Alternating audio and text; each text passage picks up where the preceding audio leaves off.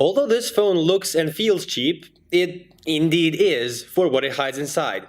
This is the Pocophone F1, and you're watching another Mobus Data review.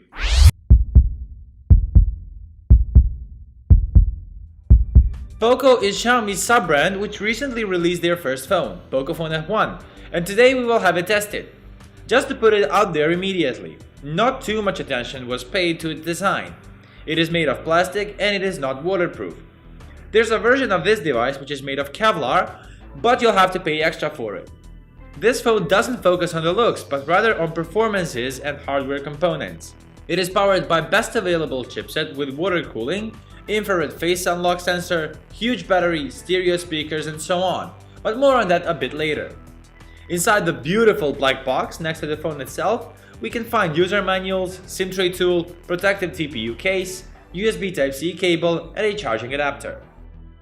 A lot of money was saved due to the choice of display placed into this phone because Xiaomi didn't choose to go with OLED technology in this device and instead opted for an IPS LCD panel. We have a 6.18-inch display with the aspect ratio of 18.7 to 9, which can reproduce 1080p resolution. All views are amazing due to the pixel density of 403. On top of the display, there is also a notch akin to the one found on new iPhones. Still, on direct sunlight, we are not too satisfied with how this phone performed. In shadows, it's good, but when directly exposed to sunlight, reflection makes it hard to see what's on the screen. This is not crucial by any means, but we expected more due to the panel. The most important part of this phone is the hardware, its internals. Xiaomi's plan was to build the best possible phone with remarkable performances for the price of a mid-ranger, and Pocophone really exceeded the expectations. This phone, for example, can directly be compared to OnePlus devices. The chipset powering the phone is the latest Qualcomm Snapdragon 845 with AI capabilities, and it is paired with 6GB of RAM and either 64 or 128GB of internal storage. There's also a version with 8GB of RAM and 256GB of storage memory. In practice, we know that plastic phones are subject to thermal throttling because they have nowhere to dissipate the heat generated by the CPU. But this was solved with the implementation of water cooling technology. There's not much we can say about the performances of this phone. All tasks are executed momentarily and exactly as one flagship should do it. Gaming on this handset is a phenomenal experience with high frame rate. Antutu benchmark showed a score of more than 265,000 points, which is an incredible result. Directly out of the box, Pocophone F1 comes with Android Oreo 8.1 OS, over which there's the MIUI 9.6 user interface, and the new 10.0 version should soon come OTA. This skin is specifically built for the Pocophone, including a new theme and quicker transitions and animations. As we've already said at the beginning, this phone is equipped with stereo speakers. This is the standard implementation of this type of sound, where the bottom main speaker produces deeper sounds and the top speaker reproduces high tones. Sound quality is crystal clear and the volume is also very satisfactory. To the left of the main speaker is a special infrared projector that serves for facial unlock. This system, however, doesn't map out the face like Apple's Face ID does, which means that using the fingerprint reader should still be the safer option. It is located on the back of the phone next to the camera sensor. Pocophone F1 comes with a double camera setup on the back. The main sensor is 12-megapixel Sony IMX363 sensor, which is equipped with dual-pixel PDAF technology, while the secondary sensor has the resolution of 5 megapixels and it serves to gather depth of field information. On the front panel, there's a 20-megapixel selfie camera that also supports portrait mode. As we've already said, the Snapdragon 845 is an AI-enabled chipset that turns on in the camera interface, and due to the machine learning, this mode significantly enhances colors and brightness depending on what you're taking the photo of. Photos made by the primary camera have exceptionally nicely reproduced colors that we really like because they are realistically reproduced in the AI mode.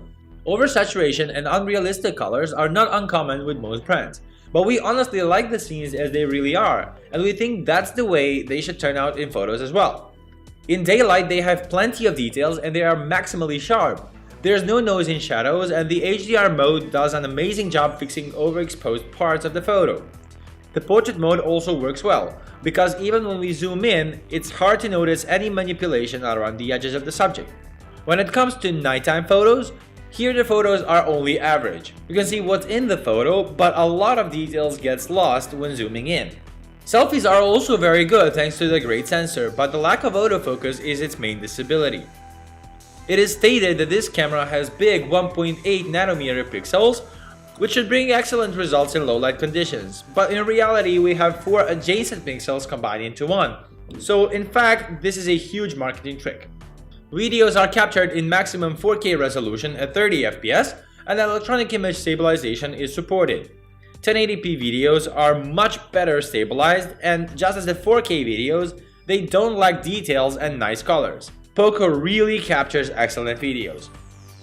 All Pocophone F1 devices come with a hybrid SIM card slot that can store either 2 nano SIM cards or 1 nano SIM and 1 microSD storage expansion card. As opposed to the upcoming OnePlus 6T, the Pocophone F1 on top has a 3.5mm headphone port. All new connectivity standards are supported, including Bluetooth 5.0 with aptX support, FM radio, USB OTG, etc. USB Type-C reversible port is used for charging and data transfer. The only downside in the connectivity segment may be the lack of NFC, which is left out for reasons unknown to us. Huge batteries are Xiaomi's signature, and we have one such monstrosity here as well. There's a 4000 mAh battery with Qualcomm Quick Charge 3.0 support.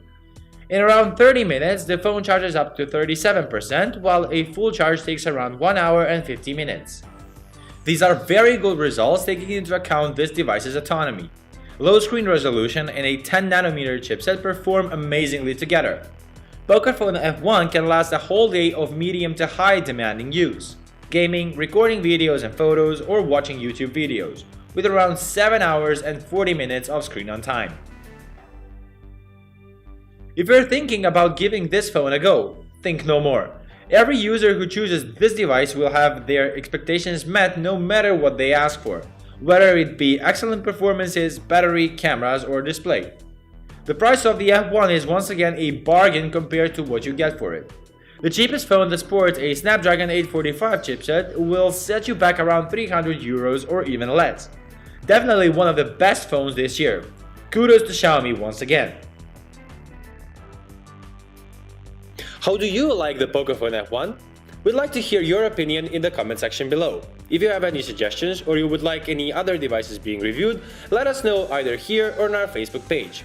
If you like this review, leave a thumbs up, like us on Facebook, subscribe to our YouTube channel, and follow us on Instagram. Sit back and relax as we're working hard on new material for you.